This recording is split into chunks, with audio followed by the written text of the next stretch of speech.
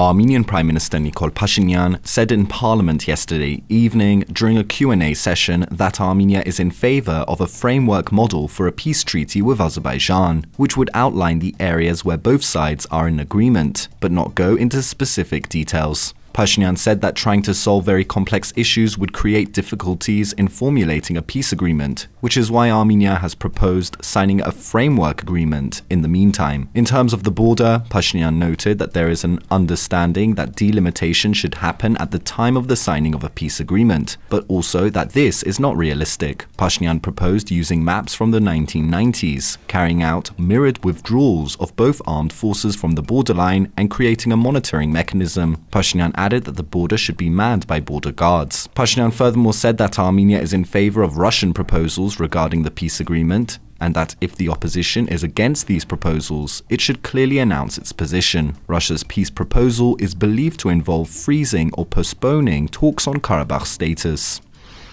And senior US officials involved in facilitating ongoing peace talks between Armenia and Azerbaijan projected optimism yesterday at a Senate Foreign Relations Committee hearing. At the same time, they acknowledged setbacks following Azerbaijan's unprecedented September attack on Armenia. Assistant Secretary of State Karen Domfried and US co-chair to the OSCE Minsk Group, Philip Rika, repeatedly underscored Washington's readiness to organize more rounds of talks between Yerevan and Baku and support the European Union's facilitation efforts. Rika notably conceded that the Minsk Group, a body set up in the early 1990s by the Organization for Security and Cooperation in Europe to find a peaceful resolution to the Karabakh conflict, is not functioning, even though its mandate remains. The group, co-chaired by France, Russia and the US, has been effectively frozen since February, when relations between Moscow and Washington collapsed over Russia's full-scale invasion of Ukraine. Meanwhile, Azerbaijan argues its victory in the 2020 Karabakh War has rendered the group's mandate moot. Azerbaijan has simply said they will not deal with the Minsk Group anymore, Rika told the Senate committee, adding that Igor Khovayev, Russia's Minsk Group envoy, has never been in touch with him.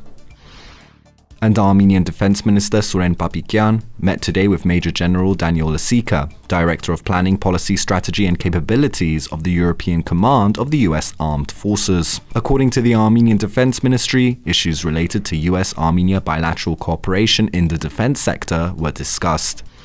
And Armenian Economy Minister Vahan Kerobian announced today that Google Pay and Google Wallet have been enabled in Armenia and 15 other countries, bringing the total number of countries where the services are available to 45.